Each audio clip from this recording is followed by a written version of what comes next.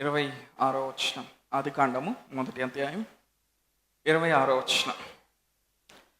దేవుడు మన స్వరూపమందు మన పోలిక చొప్పున నరులను చేయడం. చాలు, ఒక లైన్ చదువుతారా అందరూ? దేవుడు మన స్వరూపమందు మన పోలిక చొప్పున నరులను చేయడం. ఈరోజు నేను ఆత్మ సంబంధమైన మనస్సు గురించి మాట్లాడుతూ ఉన్నాను. ఇలా ఎంతమందికి మనస్సు ఉందా? మనం ఏం కలిగి ఉన్నాం? ఒక ఆత్మ, ఒక ప్రాణము, ఒక దేహాన్ని మనం కలిగి ఉన్నాం. మన ప్రాణంలో ఏమున్నాయి? మన మనస్సు, మన చిత్తము, మన ఉద్రేకం. మన ప్రాణంలో మనం ఏం కలిగి ఉన్నాం? మనస్సు, చెప్పాలి అందరూ, మనస్సు, చిత్తం, ఉద్రేకాలు. సో దేవుని చేత మనము సృష్టించబడ్డాం కాబట్టి, ఆయన పోలికలో ఆయన స్వరూపమందు మనం చేయబడ్డాం కాబట్టి, దేవుని వలె మనం ఆలోచించడానికి పిలువబడ్డాం. హల్లెలూయా. అందరు నాతో కలిసి చెప్తారా? నేను దేవుని వలన సృష్టించబడ్డాను కాబట్టి ప్రతి పరిస్థితిలో దేవుని వలె ఆలోచించడానికి నేను పిలువబడ్డాను. మనం ఎలా ఆలోచించడానికి పిలువబడ్డామంట? ఎవరిలాగా ఆలోచించడానికి పిలువబడ్డామంట? దేవునిలాగా ఆలోచించడానికి పిలువబడ్డామంట. సరే, దేవునికి శరీర సంబంధమైన మనసు ఉందా? ఆత్మ సంబంధమైన మనసు ఉందా? దేవునికి అసలు మనసు ఉందంటారా? ఉంది కదా. సరే, ఎప్పుడైతే ఆదాంలోకి దేవుడు జీవవాయువుని ఊదాడో, నరుడు ఏమయ్యాడు? ఇంగ్లీష్లో ఏమన్నది? లివింగ్ సోల్ అంటుంది. జీవించే ప్రాణి అయ్యాడు. అంతే, నాతో చెప్తారా? ఏంటది? జీవించే ప్రాణి అయ్యాడు. అంటే దేవుడు తన బ్రెత్ ఆఫ్ లైఫ్, జీవవాయువుని ఊదినప్పుడు ఆలోచించే సామర్థ్యం, లివింగ్ సోల్, జీవించే ప్రాణి. ఒక జీవించే ప్రాణి ఏం చేస్తుంది? ఆలోచిస్తుంది. అంటే దేవునిలాగా ఆలోచించే సామర్థ్యము ఇప్పుడు ఎవరిలో విడుదల చేయబడింది? మొట్టమొదటిగా ఎవరిలో విడుదల చేయబడింది? ఆదాంలో విడుదల చేయబడింది. లివింగ్ సోల్ అన్నమాట, జీవించే ప్రాణి. జీవిస్తున్న ప్రతి ప్రాణి కూడా ఆలోచించగలదు. ఈవెన్ పక్షులైనా, జంతువులైనా, దెయ్యాలైనా సరే, ఎవరైనా కానీ దే కెన్ థింక్, ఆలోచించగలరు. సో ఎప్పుడైతే దేవుడు తన ఊపిరిని లేకపోతే జీవవాయువుని రిలీజ్ చేశాడో, ఆదాముకి ఆలోచించే సామర్థ్యం అనేది ఇవ్వబడింది. అప్పటి వరకు సరిగా ఆలోచించే సామర్థ్యం లేదు. ఎందుకని? ఆయన ఊపిరిలో నుండి ఆలోచించే సామర్థ్యం అనేది సృష్టించబడింది. ఎందుకంటే ఆయన ఊపిరి విడిచినప్పుడే, ఊపిరి ఆదాంలోకి వదిలినప్పుడే జీవించే ప్రాణిగా అయ్యాడు. అంటే ఆదాము ఇప్పుడు ఎవరిలాగా ఆలోచిస్తూ ఉన్నాడు? దేవునిలాగా ఆలోచిస్తూ ఉన్నాడు. హల్లెలూయా. కానీ ఎప్పుడైతే తినకుండా ఆ పండుని తిన్నాడో, మంచి చెడుల తెలివినిచ్చు వృక్షం నుండి ఆ ఫలాన్ని తిన్నాడో, ఇప్పుడు ఏమైంది? తన ఆలోచన విధానం కూడా పడిపోయింది. అంటే దేవునిలాగా ఆలోచించడం మానేసి మనిషిలాగా ఆలోచించడం మొదలుపెట్టాడు. మాట చెప్పగానే కొంతమందికి ఇదేంటి బ్రదర్ ఇలా చెప్తున్నారు అంటున్నారు. మనం దేవునిలాగా మనం ఆలోచించడానికి పిలువబడ్డాం. హల్లెలూయా. దేవుడు మన పట్ల మంచి ఆలోచనలు కలిగి ఉన్నాడు. దేవుడు మన పట్ల మంచి తలంపులు కలిగి ఉన్నాడు. ఎంతమంది నమ్ముతా ఉన్నారు దేవుడు మంచివాడని? ఎంతమంది నమ్ముతా ఉన్నారు?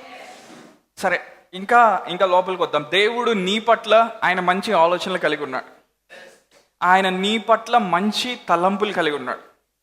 ఇర్మియా 29:11 ఒకసారి చూద్దామా? మనందరికీ తెలిసిన భాగం. నేను మిమ్మల్ని గూర్చి ఉద్దేశించిన సంగతులు నేను ఎరుగుదును, రాబో కాలమందు మీకు నిరీక్షణ కలుగునట్లుగా. చదువుతారా? స్క్రీన్ మీద ఉంది. రాబో కాలమందు మీకు నిరీక్షణ కలుగునట్లుగా. చదువుతారా అందరూ? అవి సమాధానకరమైన ఉద్దేశంలే కానీ హానికరమైనవి కావు. ఇదే యెహోవా వాక్. నేను మిమ్మల్ని గురించి ఉద్దేశించిన సంగతులను నేను ఎరుగుదు. అంటే మీ పట్ల నేనేమేమి ప్రణాళికలు కలిగి ఉన్నానో అవన్నీ నాకు తెలుసు అంటున్నాడు దేవుడు. తర్వాత ఏమంటున్నాడు? రాబో కాలమందు మీకు నిరీక్షణ కలుగునట్లుగా అవి సమాధానకరమైన ఉద్దేశంలే కానీ హానికరమైనవి కావు. సో దేవుడు ఈ మాటలు స్పెసిఫిక్గా చూస్తే చెరలో ఉన్న ఇజ్రాయెల్ ప్రజలతో మాట్లాడుతూ ఉన్నాడు. ఎప్పుడైతే బబులోనీయులు వచ్చి ఇజ్రాయెల్ మీద దాడి చేసి ఇజ్రాయేలీల్ని చెరగా బబులోన్లోకి తీసుకొని వెళ్ళారో వాళ్ళు నిరీక్షణ కోల్పోయిన స్థితిలో ఉన్నారు. అంతా నాతో ఉన్నారా? సో దేవుడు వాళ్ళ దగ్గరికి ప్రవక్తలను పంపించి ఏం మాట్లాడుతూ ఉన్నాడంటే, మీరు ఈరోజు చెరలో ఉన్నారు, ఈరోజు మీరు బంధకంలో ఉన్నారు, కానీ నేనేమనుకుంటున్నాను తెలుసా? నా మనసులో ఏముందో తెలుసా? మీకు మేలు చేసే ఆలోచన తప్ప హాని చేసే ఆలోచనలు నాకు లేవు. ఎంతమంది నాతో ఉన్నారు? Thoughts and plans for welfare and peace అంటే నీకు అభివృద్ధి తీసుకొచ్చే ఆలోచనలు దేవుడు కలిగి ఉన్నాడు, నీకు సమాధానాన్ని అనుగ్రహించే ఆలోచనలు దేవుడు కలిగి ఉన్నాడు. ఇంకా ఇర్మియా ఏం రాస్తా ఉన్నాడు? హానికరమైన ఆలోచనలు దేవుడు కలిగి లేడంట. అంటే మన దేవుడు హాని చేసేవాడు కాదంట. హల్లెలూయా. యేసుప్రభువు వారు నూతన నిబంధనలో వచ్చి ఆయన తండ్రిని మనకి పరిచయం చేస్తూ ఉన్నాడు. సో శ్రేష్టమైన ప్రతివి, పరసంబంధమైన ప్రతి ఆశీర్వాదము జ్యోతిర్మయుడైన తండ్రి వద్ద నుంచి వస్తూ ఉంది. అంటే మన తండ్రి ఎలాంటి వాడు? మన పరలోకపు తండ్రి ఎలాంటి వాడు? ఆయన చాలా మంచివాడు. ఆయన మంచి తండ్రి కాబట్టి ఆయన కుమార్తెలమైన మన మీద ఆయన మంచి ఆలోచనలు కలిగి ఉన్నాడు. హల్లెలూయా. ఏం చెప్తున్నా జాగ్రత్త వినండి. ఒక చిన్న ప్రయాణంలో కూడా మిమ్మల్ని తీసుకొని వెళ్తా, మధ్యలో ట్రైన్ దిగద్దు, ఓకే? చివరి దాకా రావాలి. సో తండ్రి ఎలాంటి ఆలోచనలు కలిగి ఉన్నాడు? మంచి ఆలోచనలు కలిగి ఉన్నాడు. సరే, సో ఇప్పుడు నేనే తండ్రి అనుకుందాం, నా కుమారుడు అనుకుందాం, ఓకే? ఈ వ్యక్తి నా కుమారుడు అనుకుందాం, నేను తండ్రి అనుకుందాం, ఓకే? నా కుమారుడి పట్ల నేనేం కలిగి ఉన్నాను? మంచి ఆలోచన కలిగి ఉన్నాడు. నా కుమారుడికి ఇంకా పెళ్లి కాలేదు కాబట్టి నేనేం కలిగి ఉన్నాను? చెప్పాలి అందరు. మంచి ఆలోచన కాదురా, మంచి అమ్మాయి కావాలని, మంచి భార్య దొరకాలని నేను కోరుకుంటున్నాను. మంచిగా లైఫ్లో సెటిల్ అవ్వాలని కోరుకుంటా ఉన్నాను. ఎప్పుడు సమాధానంలో జీవించాలని కోరుతా ఉన్నాను. ప్రతి దాంట్లో తలగా ఉండాలని కోరుతా ఉన్నాను. దీనికంటే ఎక్కువగా నేను ఏ మహిమనైతే కలిగి ఉన్నానో, ఓకే, నన్ను పరలోకపు తండ్రి అని జస్ట్ శాంపిల్గా ఇమాజిన్ చేసుకోండి, ఓకే? నేను కాదు, జస్ట్ ఊహించుకోండి. నేను ఏ మహిమను కలిగి ఉన్నానో అదే మహిమ నా కుమారుడు కలిగి ఉండాలని నేను కోరుతా ఉన్నా. ఇంకో మాటలో చెప్పాలంటే, నా కుమారుని జీవితంలో నేను కార్యాలు చేసి, నా కుమారుని జీవితంలో నా మహిమను విడుదల చేసి, తన ద్వారా నన్ను మహింపరచుకోవాలనుకుంటున్నాను. అంటే నేను చూసినప్పుడు నా కుమారుడు ఎలా ఉండాలి? నాలాగే ఉండాలి. నా కుమారుడు ఎలా ఆలోచించాలి? నాలాగా ఆలోచించాలి. నాలాగా పరిస్థితుల్ని జయించేవాడిగా ఉండాలి. నాలాగా ప్రతి శోధన, ప్రతి శ్రమ వచ్చినప్పుడు సమాధానంలో, ప్రశాంతతలో ఉండేవాడిగా ఉండాలి. నేను తుఫాన్ని ఎదుర్కొన్నప్పుడు నేను ఎలా జయిస్తానో నా కుమారుడు అలా జయించాలని నేను కోరుతాను. కూర్చో. అంటే ఆ ప్లేస్లో మిమ్మల్ని మీరు వ్యక్తిగతంగా ఊహించుకోండి, ఓకేనా? ఏం చెప్తున్నాను? ఆ ప్లేస్లో మనల్ని మనం వ్యక్తిగతంగా మనం ఊహించుకుందాం. అంటే తండ్రి నా పట్ల మంచి ఉద్దేశాలు కలిగి ఉన్నాడు. ఆత్మ సంబంధమైన మనసులోకి మనం ఎలా వెళ్తామో అని చెప్తా ఉన్నాను. సింపుల్గా ఒక కాన్సెప్ట్ తీసి చెప్తా ఉన్నాను, ఓకే? మీరు నాతో ప్రయాణం చేయాలి. తండ్రి నా పట్ల ఏం కలిగి ఉన్నాడు? మంచి ఉద్దేశంలు కలిగి ఉన్నాడు. నేను అనారోగ్యంతో ఉండాలని తండ్రి కోరుకోవట్లా, అవునా? నేను చదువుతా ఉన్నప్పుడు ఆ సబ్జెక్ట్స్ చూసి ఇబ్బంది పడాలని తండ్రి కోరుకోవట్లా. దానికి ఆయన నాకేమి ఇవ్వాలనుకున్నాడు? తన జ్ఞానాన్ని, ప్రత్యక్షత గల మనసు నాకు ఇవ్వాలనుకున్నాడు. నేను ఏ కంపెనీలోకి అడుగుపెట్టినా అక్కడ నేను ఫలవంతంగా ఉండాలి, అక్కడ నేను టాప్ పొజిషన్లో ఉండాలి. ఎందుకని? నా తండ్రి మంచి ప్రణాళికలు కలిగి ఉన్నాడు. హల్లెలూయా. నేను డబ్బులు లేని స్థితిలో ఉండాలని నా తండ్రి నన్ను కోరుకోవట్లా. నేను లేమిలో ఉండాలని నా తండ్రి నన్ను కోరుకోవట్లా. నేను శపించబడిన స్థితిలో ఉండాలని నా తండ్రి నన్ను కోరుకోవట్లా. నేను ఎక్కడికి వెళ్ళినా, ఏం చేసినా ఆయన మహిమను ప్రతిబింబచేసేవాడిగా ఉండాలని నా తండ్రి నన్ను కోరుకుంటున్నాడు. హల్లెలూయా. అంటే నా తండ్రి నా పట్ల ఏం కలిగి ఉన్నాడు? మంచి ఆలోచనలు కలిగి ఉన్నాడు, మంచి ప్రణాళికలు కలిగి ఉన్నాడు. ఆయన నాకు ఎల్లప్పుడూ మేలు చేసేవాడే కానీ హాని చేసేవాడు కాదు. దేవుడు ఇర్మియా ద్వారా ఇజ్రాయెల్ ప్రజలతో ఏమంటున్నాడు? ఓ ఇజ్రాయెల్ ప్రజలారా, బబులోనీయులు వచ్చి మిమ్మల్ని చెరగా పట్టుకొని తీసుకెళ్లారు. మీరందరూ ఏమనుకుంటున్నారంటే నేను మంచివాణ్ణి కాదు కాబట్టి మిమ్మల్ని వాళ్ళు కిడ్నాప్ చేసి తీసుకెళ్లారు అనుకుంటున్నారు. లేదు లేదు. ఏమంటున్నాడు దేవుడు తన ప్రవక్తను లేపుకొని? మీ పట్ల హాని చేసే ఉద్దేశాలు నాకు లేవు. అంటే వాళ్ళు చెరగా తీసుకొని పోబట్టానికి దాని వెనకాల చాలా కారణాలు ఉండుండొచ్చు. కానీ దేవుని హృదయంలో ఏముంది? తండ్రి హృదయంలో వాళ్ళ పట్ల ఏముంది? నా ప్రజలకు, నా బిడ్డలకు నేను హాని చేసేవాడిని కాదు. ఆయన తన బిడ్డలకు రోగాలు ఇచ్చేవాడు కాదు. ఆయన తన బిడ్డలకు అప్పులు ఇచ్చేవాడు కాదు. అప్పు మనం చేస్తాం, ఆయన ఎవడు? హలో. ఆయన తన బిడ్డలకు టెన్షన్ ఇచ్చేవాడు కాదు. ఎక్కడైనా యేసు ప్రభు టెన్షన్ పడినట్టు మనం చూస్తున్నాం. నూతన నిబంధనలో ఆయన పడవలో ఉండి వెళ్తూ ఉన్నారు, తుఫాన్ వస్తూ ఉంది. యేసు ప్రభు వారు మొత్తం షివరింగ్ అయిపోయి ఆయనకి చెమటలు పట్టేసి వెంటనే బీపీ టాబ్లెట్ వేసుకున్నాడా? లేదు.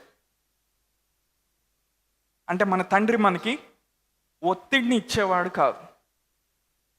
మీరు చాలా క్లియర్ కట్గా ఇది నమ్మాలి. ఇది నమ్మినప్పుడే దేవుని యొక్క మనసులోకి మనం ట్యాప్ అవ్వగలుగుతాం. దేవుని యొక్క ఆలోచన విధానంలోకి మనం వెళ్ళగలుగుతాం.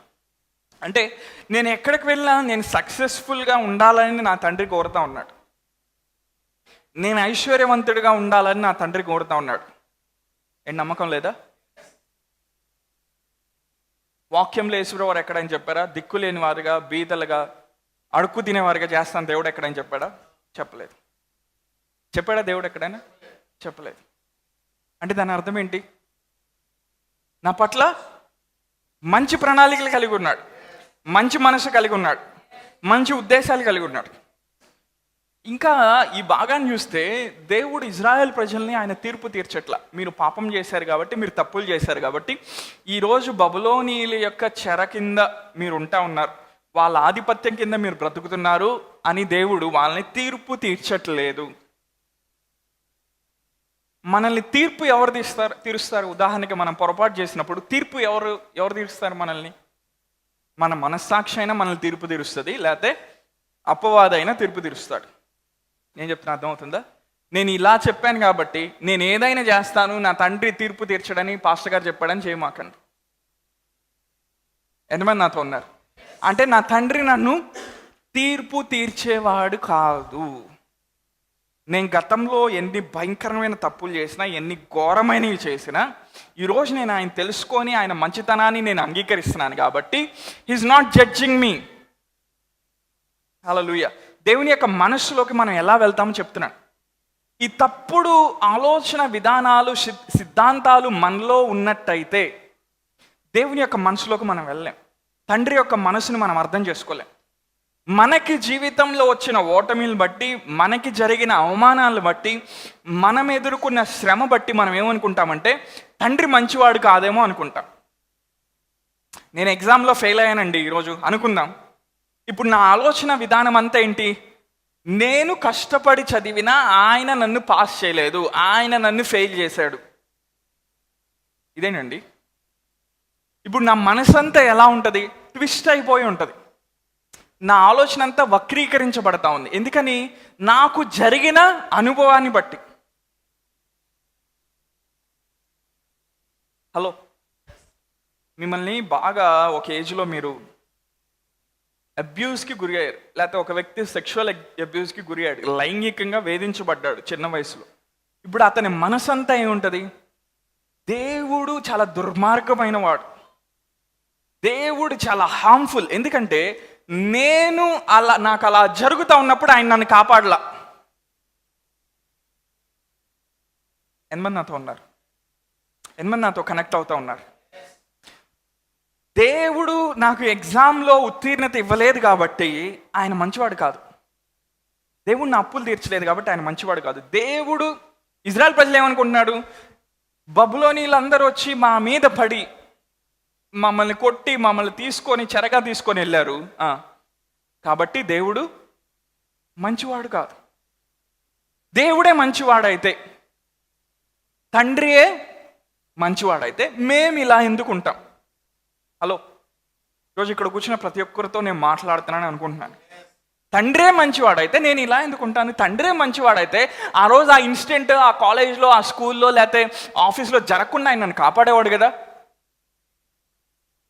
ఆ రోజు ఆ లైంగిక వేధింపులకు గురి కాకుండా ఆయన నన్ను కాపాడేవాడు కదా. ఆ రోజు మా కుటుంబం అప్పుల్లోకి వెళ్లకుండా ఆయన కాపాడేవాడు కదా. ఎంతమంది నాతో ఉన్నారు? దేవుడు ఏమంటున్నాడు? తండ్రి ఏమంటున్నాడు? నేను మీ పట్ల మంచి ప్రణాళికలు కలిగి ఉన్నాను, మంచి ఉద్దేశాలు కలిగి ఉన్నాను. ఎగ్జామ్లో నువ్వు 100 సార్లు కాదు 1,00,000 సార్లు ఫెయిల్ అయినా నేనేం చెప్తున్నానంటే, దేవుడు నీ పట్ల మంచి ఉద్దేశాలు కలిగి ఉన్నాడు. దేవుడు నీ పట్ల మంచి ప్రణాళిక కలిగి ఉన్నాడు. He has plans to prosper you. తన మంచితనాన్ని చూపించి నిన్ను అభివృద్ధి చెందించాలనుకుంటున్నాడు. తన మంచితనాన్ని నీ పట్ల చూపించి నిన్ను పైకి లేవనెత్తాలనుకుంటున్నాడు. నువ్వు ఫెయిల్ అయ్యావు కాబట్టి ఆ ఫెయిల్ అయిన దాన్ని బట్టి ఆయన నిన్ను తీర్పు తీర్చట్లా.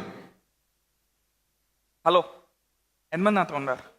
ఒక కంపెనీలో జాబ్కి అప్లై చేసామండి, ఎన్ని సంవత్సరాలైనా నీకు ప్రమోషన్ రావట్లా, ఎన్ని సంవత్సరాలైనా తక్కువ శాలరీ ఇస్తూ ఉన్నారు. ఇప్పుడు నీ ఆలోచన అంతా ఏముంటుంది? దేవుడు నాకు మంచి చేయట్లేదండి. మనిషికి వచ్చే ఫస్ట్ నెగిటివ్ ఆలోచన ఏంటంటే దేవుడి మీద వస్తుంది. మిగతా టైంలో దేవుడి మీద ఎప్పుడు మనసు ఉండదు. ఏదైనా జరిగినప్పుడు ఫస్ట్ ఎవరి మీదకి వెళ్తుంది? ఫస్ట్ ఎవరిని బ్లేమ్ చేస్తాం? దేవుడు. తర్వాత కనబడే పాస్టర్లు, తర్వాత తల్లిదండ్రులు, తర్వాత పిల్లలు, తర్వాత స్నేహితులు, తర్వాత బంధువులు. నేను చెప్తున్నా అంటే దేవుని బిడ్డలారా, దేవుడు మన పట్ల మంచి ప్రణాళికలు కలిగి ఉన్నాడు. ఆయన మేలు చేసేవాడే కానీ హాని చేసేవాడు కాదు. ఒకసారి కీర్తన గ్రంథం 8వ అధ్యాయంలోకి వెళ్దామా? 4వ వచనం. నీవు మనుష్యుని జ్ఞాపకం చేసుకొనుటకు వాడేపాటివాడు, నీవు నరపుత్రుని దర్శించుటకు వాడేపాటివాడు. దేవుని కంటే వానిని కొంచెం తక్కువ వానిగా చేసి ఉన్నావు, మహిమ ప్రభావములతో వానికి కిరీటం ధరింపజేసి ఉన్నావు, నీ చేతి పనుల మీద వానికి అధికారం ఇచ్చి ఉన్నావు. అందరూ ఆ వచనాలు ఒకసారి చదువుతారా? నీవు మనుష్యుని జ్ఞాపకం చేసుకొనుటకు, స్క్రీన్ మీద ఉంది చదవచ్చు. దేవుని కంటే వానిని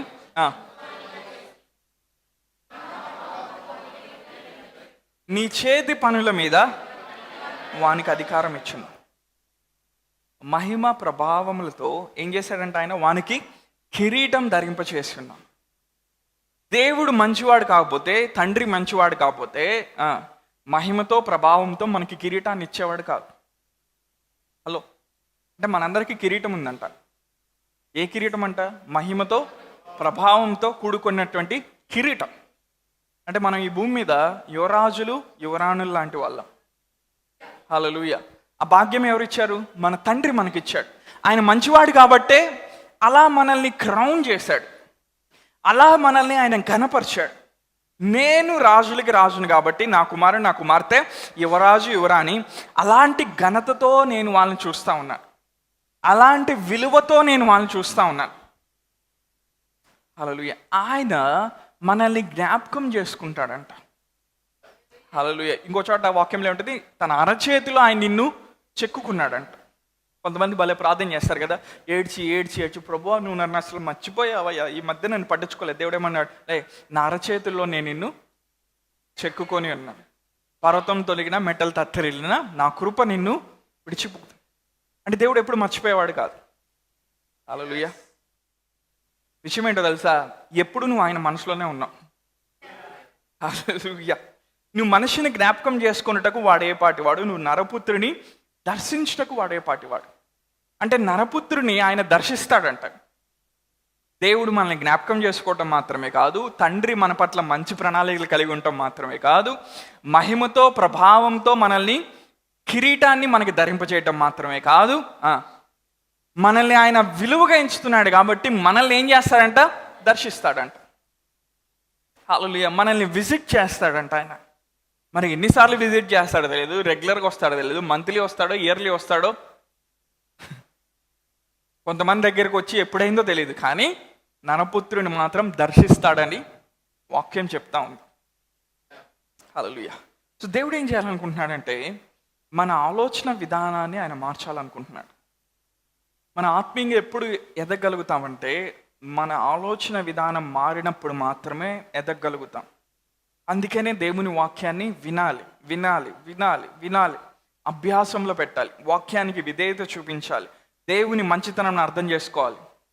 అప్పుడు ఏం జరుగుతూ ఉంటుంది? మన మనస్సు మార్పు చెందుతూ ఉంటుంది. హల్లెలూయా. మన ఆలోచనలు మార్పు చెందుతూ ఉంటుంది. నువ్వు ఎంత ప్రార్థన చేసినా నీ మనస్సు మారట్లేదు అనుకో, నువ్వు ఆత్మీయంగా ఎదగట్లేదని అర్థం. అంటే ఈరోజు నేనేం మాట్లాడుతున్నాను, మన మనసు ఎప్పుడైతే మార్పు చెందుతుందో ఆటోమేటిక్గా ఆత్మీయంగా మనం ఎదుగుతాం. మన ప్రాణం వర్ధిల్లినప్పుడే మనం అన్ని విషయాల్లో వర్ధిల్లి సౌఖ్యంగా ఉండగలుగుతాం. ఒకసారి హల్లెలూయా చెప్తారా దేవునికి? అంటే దేవుడు మన మనస్సు మీద ఆయన పనిచేయాలనుకుంటున్నాడు. హల్లెలూయా. ఎంతమందికి మంచి మనస్సు కావాలని ఉంది? నువ్వు ఆల్రెడీ కలిగి ఉన్నావు. సో ఈ మనసు ఏం చేస్తుందంటే భౌతిక ప్రపంచాన్ని ఆత్మీయ ప్రపంచాన్ని కనెక్ట్ చేసే ఒక నిచ్చెన లాగా ఉంటుంది, ఒక ల్యాడర్ లాగా ఉంటుంది, ఒక కనెక్షన్ లాగా ఉంటుంది. ఎప్పుడైతే నా మనసుని దేవుని విషయాల మీద నేను పెడతా ఉంటానో నేనేమవుతా ఉంటాను, దేవుని వలె నేను ఆలోచించడం మొదలు పెడతా ఉంటాను. ఎప్పుడైతే నా మనస్సు పడిపోయిన భౌతిక విషయాల మీద పెడతా ఉంటానో ఇప్పుడు నేను ఎలా ఆలోచిస్తాను? పడిపోయిన ఆదాంలాగా ఆలోచిస్తూ ఉంటాను. అందరు నాతో ఉన్నారా? నేను చెప్పేది అర్థమవుతుందా? అందరికీ ఉండే బేసిక్ ప్రాబ్లం ఏంటి? ఈ కొబ్బరి బొండం ఒకటి, అందులో నీళ్లు సరిగ్గా ఉండవు, శుద్ధమైన నీళ్ళు ఉండవు, అందులో మురికి నీళ్ళు ఉంటాయి. ఆలోచనలు, మనస్సు, తలంపులు. ఎంతమంది బాగా ఆత్మీయంగా ఎదగాలనుకుంటున్నారు? ఓకేనా? అది కూడా వద్దా? ఎవరు నాయన? ఎదగాలంటే మనస్సు మారి రూపాంతరం చెందాలి. నువ్వు దేవుని వల్లే ఆలోచించడం నువ్వు ఎంత ఎక్కువ నేర్చుకుంటావో అంత త్వరగా ఆత్మీయంగా నువ్వు ఎదుగుతావు. హల్లెలూయా. ఎంతమంది నాతో ఉన్నారు? ఒకసారి యెషయా గ్రంథంలోకి వెళ్దామా? 55వ అధ్యాయం 2-3 వచనాలు. యెషయా గ్రంథం 55వ అధ్యాయం 2-3 వచనాలు. ఆహారం కాని దాని కొరకు మీరేలా రోకలిచ్చెదరు, సంతుష్టి కలుగజేయ దాని కొరకు మీ కష్టార్జితం ఎందుకు వ్యయపరచెదరు? నా మాట జాగ్రత్తగా ఆలకించి మంచి పదార్థం భుజించడి, మీ ప్రాణము సారమైన దాని యందు సుఖింపనీయుడి. అందరూ ఆ మాట చదువుతారా? మీ ప్రాణము. నెక్స్ట్ వచనం, చెవియొగ్గి నా ఎద్దుకు రండి, మీరు విని ఎడలా మీరు బ్రతుకుదురు. దావీదు నాకు చూపిన శాశ్వత కృపను మీకు చూపును. దేవుడేమంటా ఉన్నాడు ఈ ప్రవక్త ద్వారా? మంచి పదార్థం భుజించుడి, మీ ప్రాణము సారమైన దాని యందు సుఖింపనీయుడి. అందరూ ఆ వచనం చూస్తారా? మధ్య భాగంలో ఉంది. నా మాట జాగ్రత్తగా ఆలకించి అందరూ చదువుతారా? మంచి పదార్థం భుజించుడి, మీ ప్రాణము సారమైన దాని యందు సుఖింపనీయుడి. దేన్ని పడితే దాని మీద ప్రాణము సుఖం పొందేటట్టు చేయకూడదంట. దేవుడేమన్నాడు? సారమైన దాని యందు, ఇన్ ద ఫ్యాట్నెస్ అంటున్నాడు ఇంగ్లీష్. అంటే క్రొవ్వు పట్టిన దాని యందు ప్రాణాన్ని సుఖింపజేయాలంట. నేను భౌతిక సంబంధమైన జంతువుల్లో నుండి వచ్చే కొవ్వు గురించి నేను మాట్లాడట్లా. దేని గురించి మాట్లాడుతున్నాను? ఆత్మ సంబంధమైన ఫ్యాట్నెస్ గురించి మాట్లాడుతూ ఉన్నాను. ఆత్మ సంబంధమైన కొవ్వు ఎక్కడి నుంచి వస్తుంది? దేవుని వాక్య ప్రత్యక్షతలో నుండి వస్తుంది. దాని యందు మన ప్రాణాన్ని సుఖపడేటట్టు చేస్తే అంట మనం అద్భుతమైన జీవితాన్ని మనం జీవించగలుగుతామంట.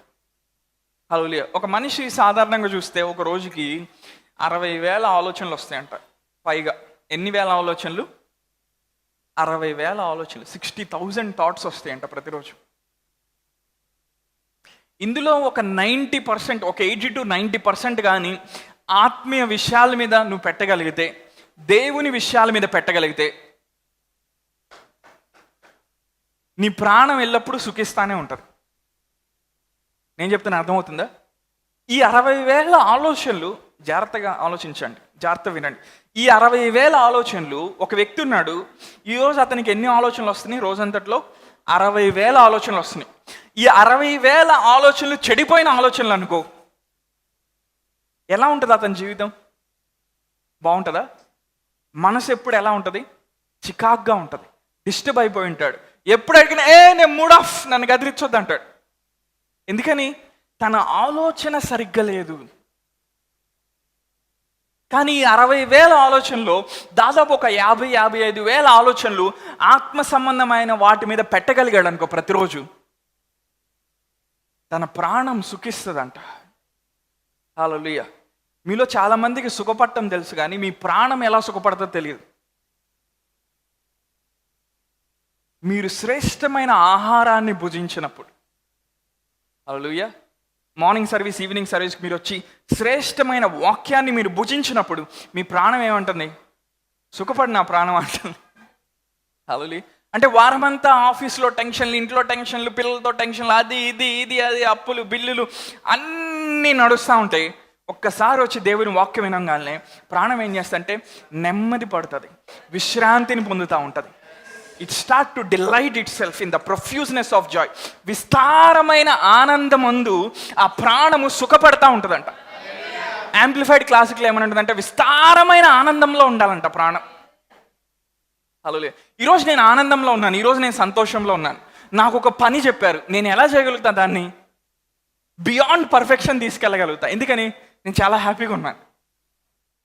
ఓకే, ఈరోజు నేను చాలా హ్యాపీగా ఉన్నాను కాబట్టి నేను ఎంత పని అయినా చేయగలను, ఏదైనా చేయగలను. కొన్నిసార్లు ఆ సంతోషము, పరిశుద్ధాత్మ అందులో ఆనందం నాకు ఎక్కువైనప్పుడు ఎవరైనా వచ్చి నన్ను ఏదన్నా అన్నా నేను పెద్ద పట్టించుకుని పక్కకి వెళ్ళి తర్వాత చూసుకుందాం అంట. ఎందుకని? నా ప్రాణం చాలా బలంగా ఉంది. అది మాంసంని తిని బలిసింది, కొవ్వు బట్టి. హల్లెలూయా. బలమైన ఆహారం వారికే తగును. ఎవరికి? ఆత్మీయంగా పరిపక్వత చెందిన వాళ్ళకి. తన జ్ఞానేంద్రియాల్ని అభ్యాసం చేశారు మంచి కీడుల్ని వివేచించడానికి.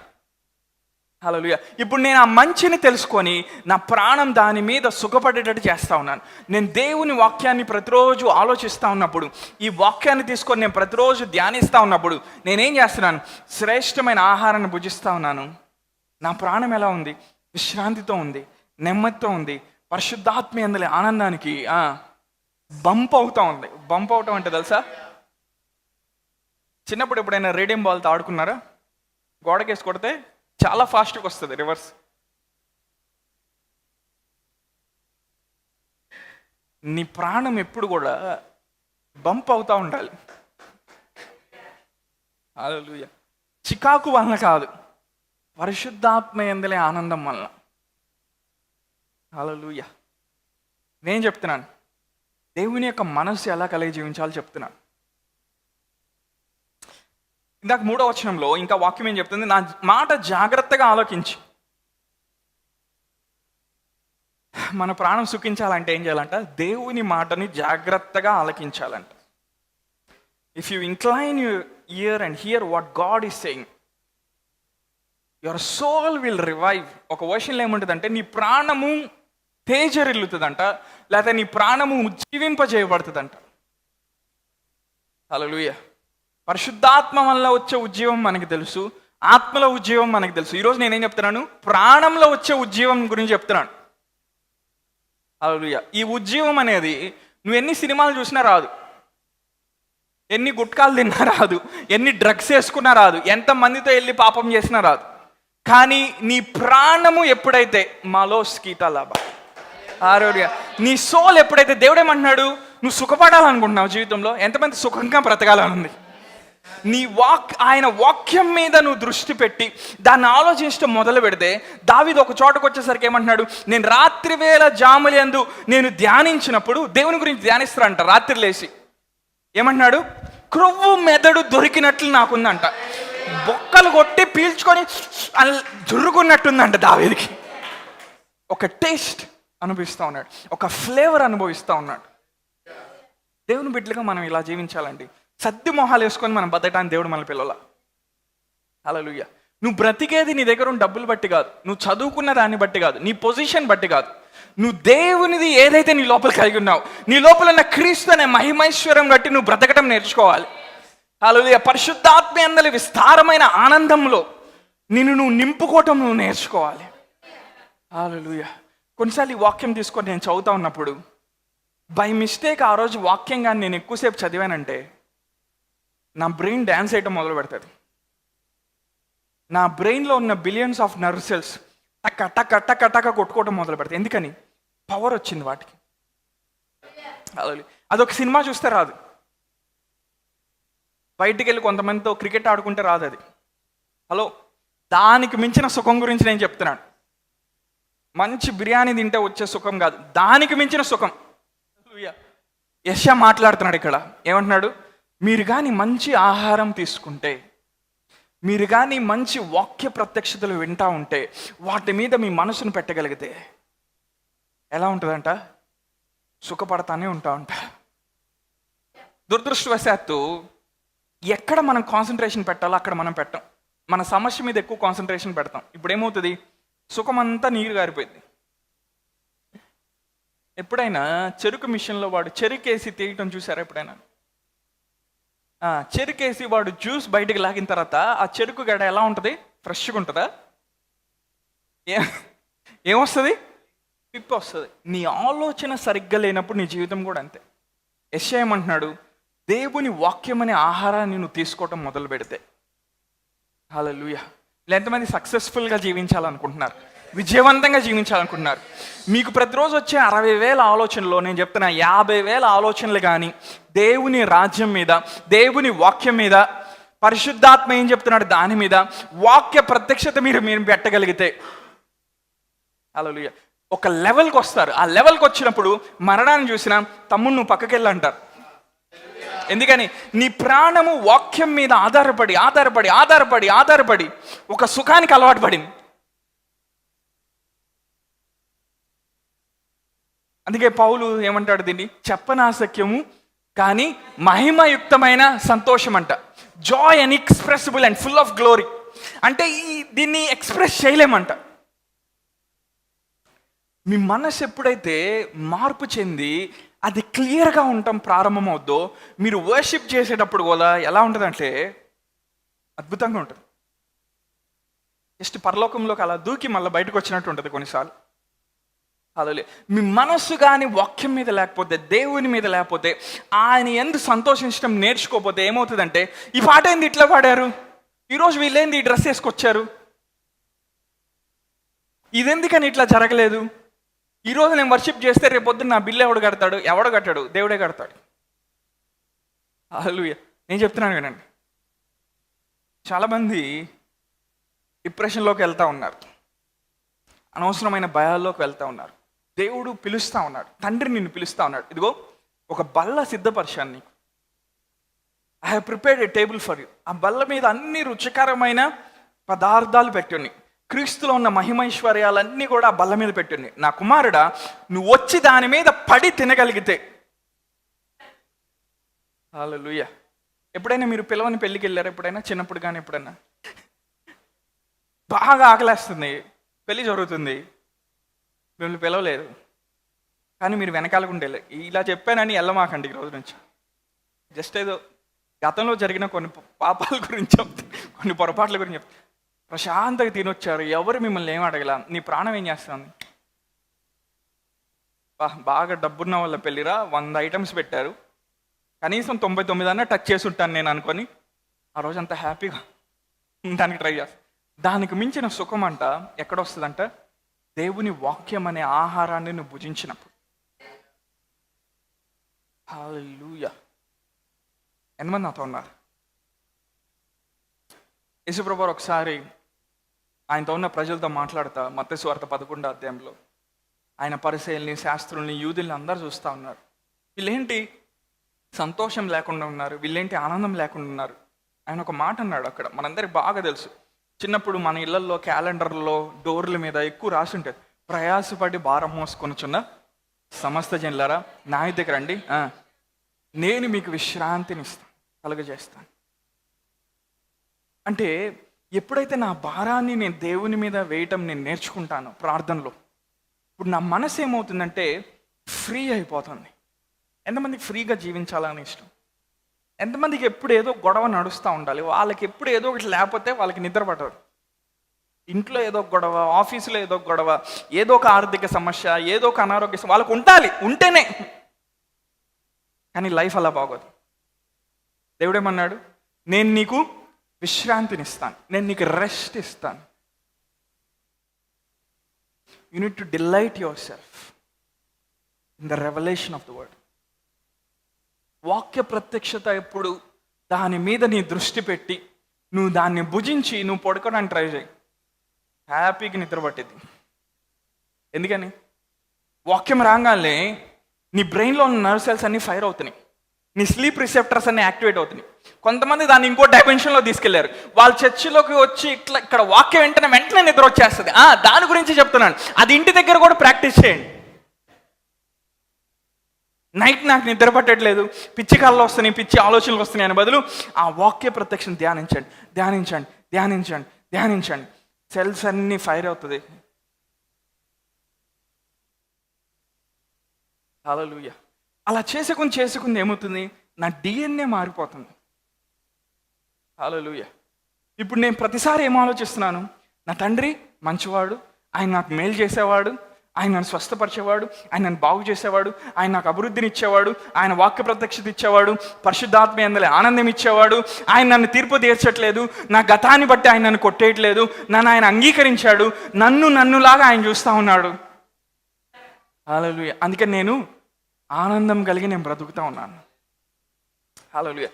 ఇలా మనం జీవితం అలవాటు చేసుకున్నప్పుడు కొలస్సీలు రాసిన పత్రిక 3వ అధ్యాయంలోకి వెళ్దాం. మీ అందరికి బాగా తెలిసిన భాగం కొలస్సీలు రాసిన పత్రిక 3వ అధ్యాయం మొదటి 3 వచనాలు అందరు చదువుతారా?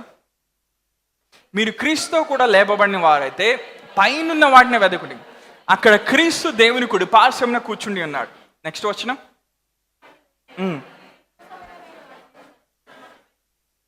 ఏలైనగా మీరు మృతి పొందితిరి, మీ జీవము క్రీస్తుతో కూడా దేవుని యందు దాచబడి ఉన్నది. చాలు. మీరు క్రీస్తుతో కూడా లేపబడిన వారైతే, ఎఫెసీ 2:6 పౌలేమంటున్నాడు, మనం అతిక్రమణ పాపాల విషయమే మనం చచ్చిన వారుగా ఉండ దేవుడు ఏం చేశాడంట? క్రీస్తుతో పాటు మనల్ని లేపాడంట. హల్లెలూయా. లేపి అత్యున్నతమైన స్థానంలో ఆయనతో పాటు మనల్ని కూర్చోబెట్టాడంట. ఇప్పుడు నేను ఎలా ఆలోచించాలని పౌలు రాస్తా ఉన్నాడు? క్రీస్తులాగా నేను ఆలోచించాలంట. ఆయన ఓడిపోయిన క్రీస్తు కాదు, ఈవెన్ మరణాన్ని కూడా జయించిన క్రీస్తు ఆయన. హల్లెలూయా. ఆయన అన్నిటికంటే అత్యున్నతమైన వాడిగా నిలబడటానికి ఆ తీర్పు ఆయన పొందాడు. ఎందుకని? ఆయన శిలువ త్యాగాన్ని బట్టి, ఆయన మరణాన్ని జయించిన దాన్ని బట్టి. ఇప్పుడు క్రీస్తు ఎక్కడున్నాడు? అత్యున్నతమైన స్థానంలో ఉన్నాడు, పరలోకంలో. మనం ఎక్కడున్నాం? ఆయనతో పాటు కూర్చున్నామంట. హల్లెలూయా. ఆయనతో పాటు కూర్చొని ఇప్పుడు మనం ఏం చేస్తున్నాం? ఆ పైనున్న వాటి మీద మనం దృష్టి పెడతా ఉన్నాం. యాంప్లిఫైడ్ క్లాసిక్లో ఏమనుంటుందంటే రిచ్ అండ్ ఇటర్నల్ ట్రెజర్స్ అని ఉంటుంది. అంటే ఐశ్వర్యంతో కూడుకున్న విషయాలంట, నిత్యమైన నిధులు, ఇటర్నల్ ట్రెజర్స్. అందరు చెప్తారు ఆ మాట ఏంటి? నిత్యమైన నిధులు. దేవునిలో ఏదో నిధులు ఉన్నాయంట. పౌలు కొలసీ సంఘానికి ఏం రాస్తా ఉన్నారు? ఆ నిధుల మీద మీ దృష్టి పెట్టి, ఆ రిసోర్సెస్ మీద మీ దృష్టి పెట్టి మీ మైండ్ని మీరు ట్యూన్ చేసుకోగలిగితే మీరు క్రీస్తుతో పాటు మృతి పొంది ఉన్నారు. అంటే దాని అర్థం ఏంటి? భూ సంబంధమైన ఆ పడిపోయిన ఆదాము స్వభావం యొక్క ఆలోచనలకి మనం చచ్చిపోయామంట. క్రీస్తుతో పాటు మనం మృతి పొందామంట. దేనికి మృతి పొందాము? మనం మృతి పొందితే తీసుకెళ్ళి పెట్టిలో పెడతారు మనల్ని. ఆ మృతి గురించి పౌలు మాట్లాడలా. దేనికి మృతి పొందాము? ఆదాము, పడిపోయిన ఆదాము స్వభావానికి మనం మృతి పొందాం. శరీరాశలకి, శరీర కోరికలకి, అనవసరమైన వాటికి మృతి పొంది దేనికి లేపబడ్డాం? క్రీస్తు యొక్క అత్యున్నతమైన ఆలోచన విధానానికి లేపబడ్డాం. యాంప్లిఫైడ్ క్లాసిక్లో ఏమంటే set your mind on higher things. అంటే లోవర్ థింగ్స్ ఉన్నాయి, హయ్యర్ థింగ్స్ ఉన్నాయి. దేవుడు వెలుగుని విడుదల చేసినప్పుడు కూడా గొప్ప జ్యోతిని ఆయన విడుదల చేశాడు, చిన్న జ్యోతిని ఆయన విడుదల చేశాడు. మన మనసు ఎప్పుడైతే హయ్యర్ విషయాల మీద, క్రీస్తుతో పాటు పరలోక ప్రదేశంలో ఉన్న విషయాల మీద మన దృష్టిని మనం ఎప్పుడైతే పెట్టగలుగుతామో మనము అప్పుడు తెలుసుకుంటామంట ఏమని? మన జీవము క్రీస్తుతో కూడా దాచబడింది. ఒకసారి వేస్తావు 3వ వచనం. హల్లెలూయా. ఆఖరి మాట ఆ లాస్ట్లో ఏం చదవండి? ఏలైనగా మీరు మృతి పొందితిరి, మీ జీవము క్రీస్తుతో కూడా దేవుని యందు దాచబడి ఉన్నది. ఆయన ఏమంటున్నాడు? పైనున్న వాటి మీద మీ మనసు పెట్టమంటున్నాడు. పైన ఏమున్నాయండి? సంపూర్ణం చేయబడిన దేవుని రాజ్యం యొక్క ఏలుబడి ఉంది. అక్కడ పరిశుద్ధులు ఉన్నారు, దేవదూతలు ఉన్నారు. అవునా? ఆ పరలోకంలో ఏం జరుగుతూ ఉంది? అంత దేవుని చిత్తం జరుగుతూ ఉంది, అంత మహిమైశ్వర్యంతో అలంకరించబడతా ఉంది. ఎప్పుడు ఆయన సన్నిధి ఉంది, ఆయన మహిమ ఉంది, ఆయన నోట నుండి బయలు వస్తున్న వాక్ ఉంది. ఇంకా మీరు ప్రకటన గ్రంథం చదివితే ఏమేమి ఉన్నాయో అన్నీ మీకు అక్కడ దొరుకుతాయి. వాటి మీద కానీ మన మనస్సు పెడితే అంట, పౌలు ఇంకో రెవల్యూషన్ చెప్తా ఉన్నాడు. ఏంటంటే, మీరు భూ సంబంధమైన పడిపోయిన ఆదాము ఆలోచనల మీద మనసు పెట్టడానికి అది మీ లోపల దేవుడు డిలీట్ చేశాడు. ఇది సత్యం. ఏమన్నాడు పౌలు?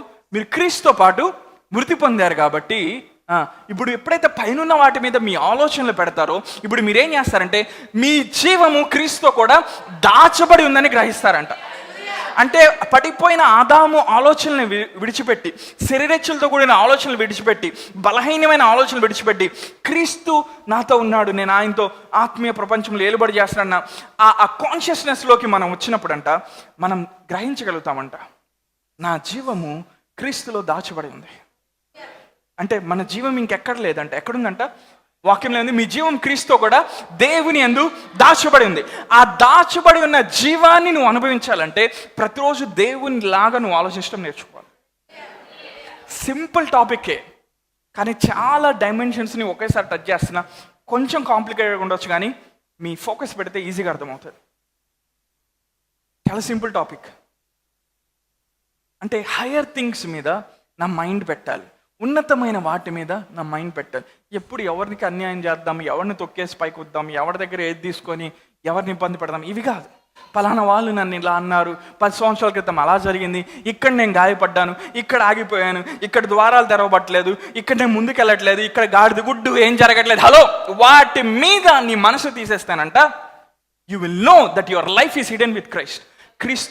క్రీస్తుతో దేవుని యందు నీ జీవం దాచబడి ఉందని నువ్వు ఎక్స్పీరియన్స్ చేయడం మొదలు పెడతా ఉంటావు. పౌలు మిలేత్ అనే దీపంలో దిగుతాడు. ఒకసారి దిగిన తర్వాత కట్టెలేరుకొని మంట వేస్తా ఉన్నప్పుడు ఏమైంది, ఒక సర్పం వచ్చి కాటేస్తుంది, చేతికి వచ్చి చుట్టుకుంటుంది. ఆ ఊర్లో ఉన్న వాళ్ళందరూ అనుకుంటారు, ఇదేదో పాపం చేసి వచ్చాడు, అందుకే పాము వీడిని కాటేసింది, కొన్ని నిమిషాల్లో చచ్చిపోతాడు. పౌలు ఏం చేశాడు? జస్ట్ కర్చీఫ్ని ఇట్లా తుడుచుకొని ఇట్లా అన్నట్టు ఇట్లా అని ఇట్లా పడేశాడు. పౌలుకి తెలుసు, నా జీవము భూ సంబంధమైన దాని మీద లేదు, నా జీవము క్రీస్తుతో కూడా దాచబడి ఉన్నది. పౌలు యొక్క మనసు క్రీస్తు మీద ఉంది కాబట్టి ఆ సర్పం యొక్క విషయం కూడా ఏం చేయలేకపోయింది. హలో, నేను మీతో మాట్లాడుతూ ఉన్నాను, మీరు నాకు కనెక్ట్ అవ్వాలి. ఇప్పుడు when your mind is on Christ, when your mind has been raised to elevated revolutions, ఉన్నతమైన ప్రత్యక్షతల మీద, ఉన్నతమైన క్రీస్తు అనుభవాల మీద మన మైండ్ని ప్రతిరోజు ట్యూన్ చేయాలి. ఇది ఒక రోజులో వచ్చేది కాదు, ప్రాక్టీస్. ఏం చేయాలి? ప్రాక్టీస్ చేయాలి. ఈరోజు చెడు ఆలోచనలు వస్తాయి, ఈరోజు ఉదయం 10 గంటలకి నీకు చెడు ఆలోచనలు వస్తాయి, నువ్వేం చేయాలి? ఇది నేను కాదు అని చెప్పడం నేర్చుకోవాలి. You need to reject them, వాటిని త్రోసేయటం నువ్వు నేర్చుకోవాలి. నువ్వు నేర్చుకొని వాటిని పక్క జరిపి నువ్వేమనాలంటే, నేను క్రీస్తుతో ఉన్నాను, క్రీస్తు యొక్క మహిమైశ్వర్యం నాలో ఉంది, నేను ఇలా ఆలోచించను కానీ నేను విజయవంతంగా నేను ఆలోచించడం మొదలు పెడతాను, అన్నీ జరుగుతున్నట్టు నేను ఆలోచించడం మొదలు పెడతాను, నా తండ్రి మంచివాడని ఆలోచించడం మొదలు పెడతా ఉన్నాను, ఆయన మేలు చేసేవాడని నేను ఆలోచించడం మొదలు పెడతాను. అలా ఆలోచిస్తా నెమరేస్తా ఉన్నప్పుడు అంట లైఫ్ అనేది నీ లోపల రిలీజ్ అవుతూ ఉంటుందంట. హల్లెలూయా. ఆ లైఫ్ రిలీజ్ అయినప్పుడు ఆటోమేటిక్గా నువ్వు సమాధానంలో ఉంటావు, ఆటోమేటిక్గా పరిశుద్ధాత్మేంద్ర ఆనందంలో ఉంటావు, ఆటోమేటిక్గా విశ్రాంతిలో నువ్వు ఉంటాం నేర్చుకుంటావు. విశ్రాంతి అంటే సోమర్తనం కాదు, రెండింటికి చాలా వ్యత్యాసం ఉంది. సోమర్తనం వల్ల ఎప్పుడు విశ్రాంతి రాదు, సోమర్తనం వల్ల చీకటి వస్తుంది అంతే. విశ్రాంతి ఎప్పుడు వస్తుంది? దేవుని యొక్క జీవం విడుదల అవుతా ఉన్నప్పుడు.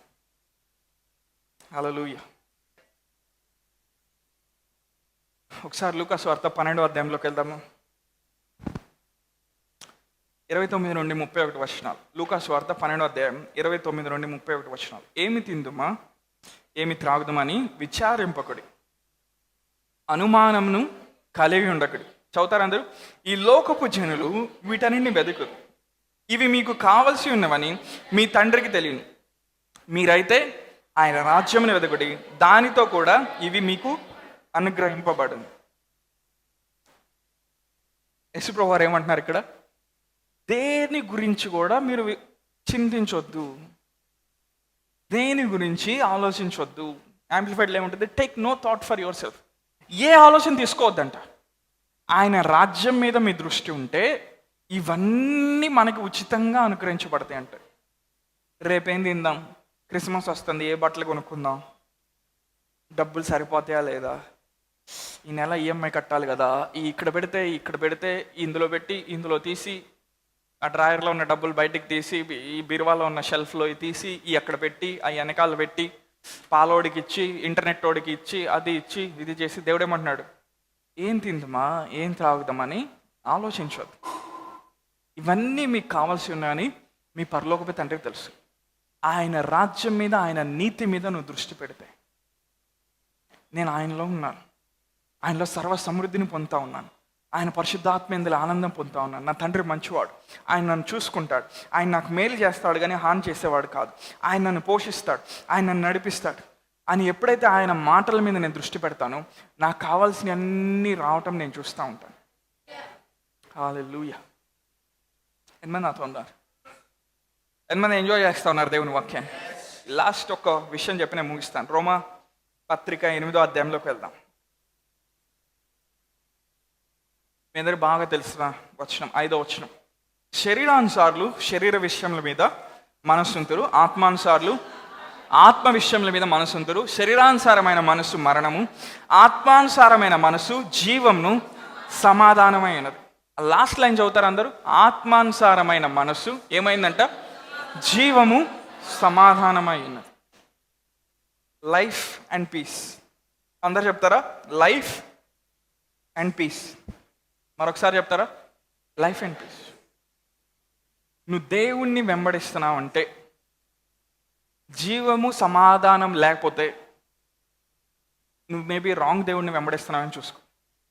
నువ్వు ప్రార్థన చేస్తున్నావు అంటే జీవము సమాధానాన్ని నువ్వు అనుభవించకపోతే అసలు నీ ప్రార్థనే కరెక్ట్ కాదు. నువ్వు ఆరాధన చేస్తున్నావు అంటే జీవము సమాధానాన్ని, దేవుని రాజ్యం ఏముంది? నీతి, సమాధానము, పరిశుద్ధాత్మలని ఆనందం. ఇవి నువ్వు ఎక్స్పీరియన్స్ చేయకపోతే నీ లోపల ఏదో సరిగ్గా లేదని అర్థం. అంటే ప్రతిసారి నేను ఆరాధన చేసినప్పుడు నాకేమొస్తుంది? పరిశుద్ధాత్మ అందులో ఆనందాన్ని నేను అనుభవిస్తున్నాను. నువ్వు ఆయన్ని ప్రేమించి ఆయన ఆరాధించకుండా నువ్వు ఎలా ఉండగలుగుతావు?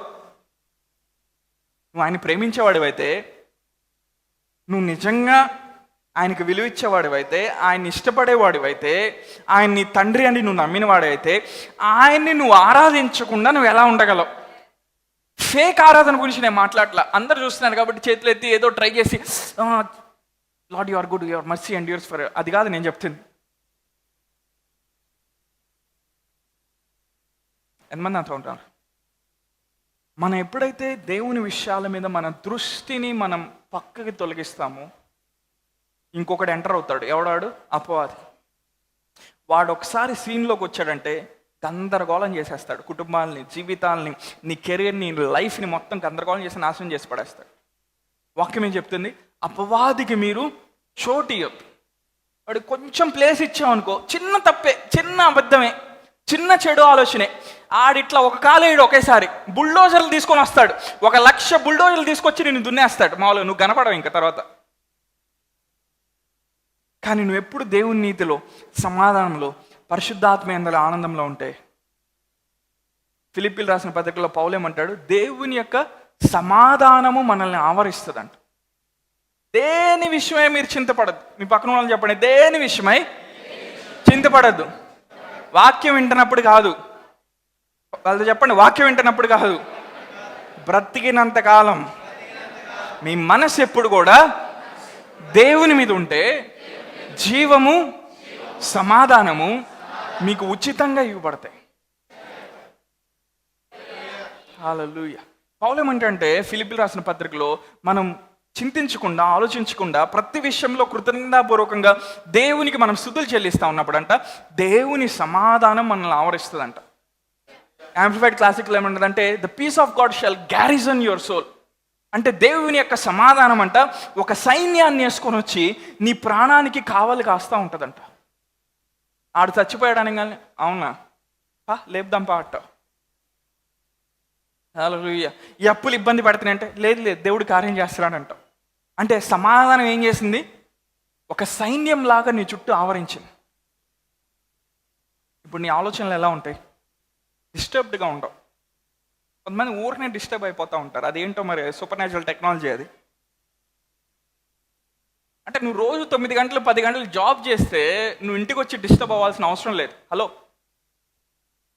ఇంట్లో పని అంతా కష్టపడి చేస్తే డిస్టర్బ్ అవ్వాల్సిన అవసరం లేదండి.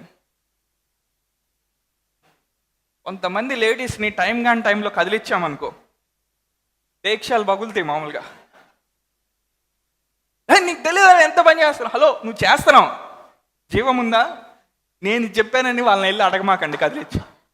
ఏందమ్మా ఇంత పని చేస్తున్నావు, కదిలిచ్చాను కదా, జీవం ఉందా సమాధానం ఉందో చూడటానికి కదిలిచ్చా అంటే ఆ దీక్ష తీసుకొని కొడతారు. శోధించొద్దు.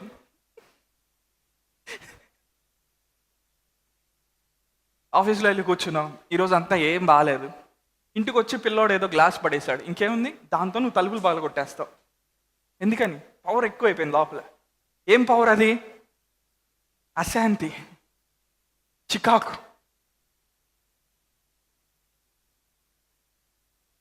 కానీ ఎప్పుడైతే ఆ శరీర సంబంధమైన వాటి మీద నుండి నీ మనసు తీసేసి, ఇందాక పౌలేమన్నాడు, ఆత్మానుసార్లు ఆత్మ విషయంలో మనసు ఉంచు.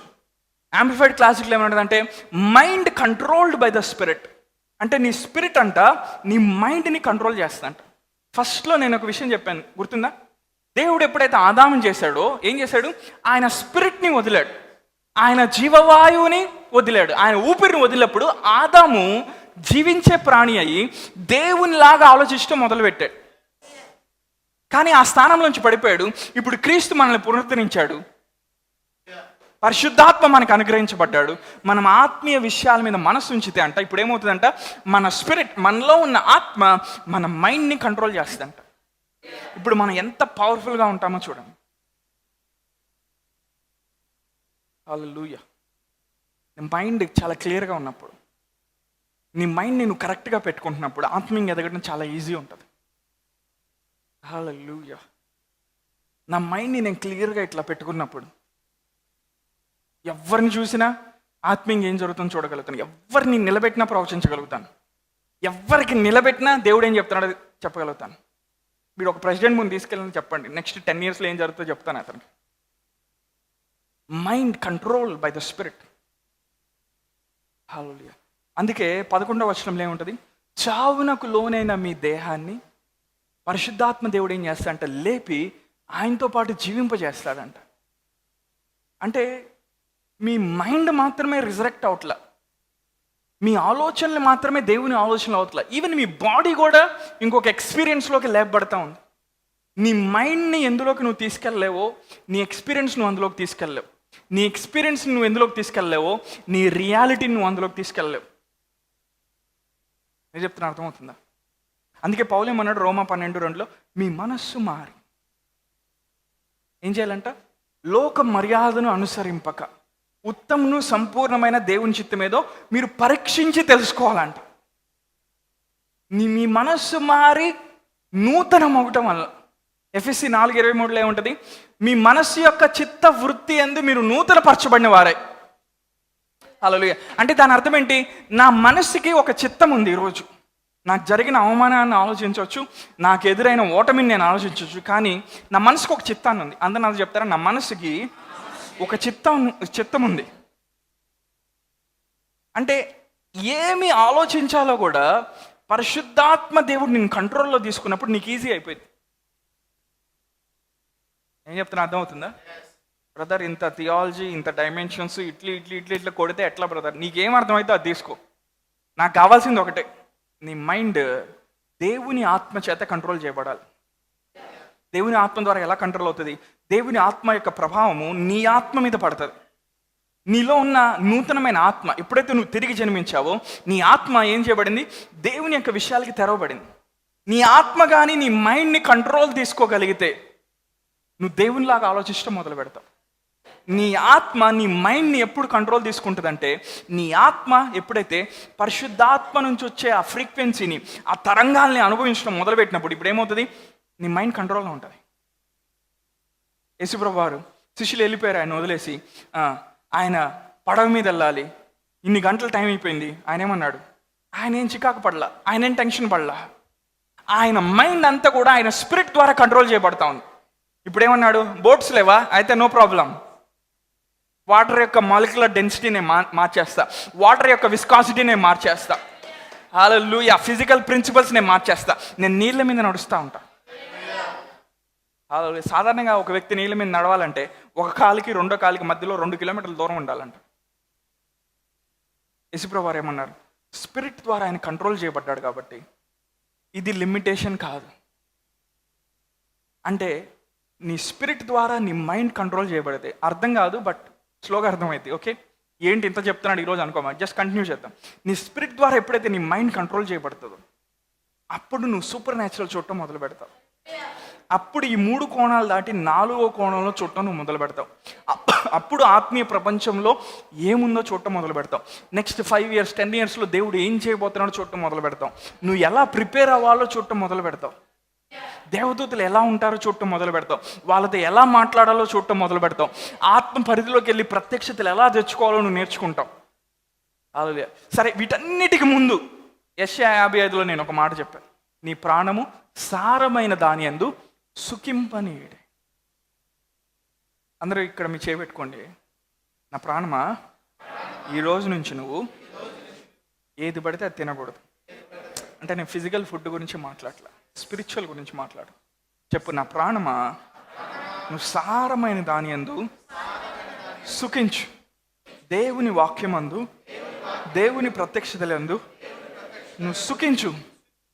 అప్పుడు నీకు జీవము, సమాధానం కలుగుతుంది.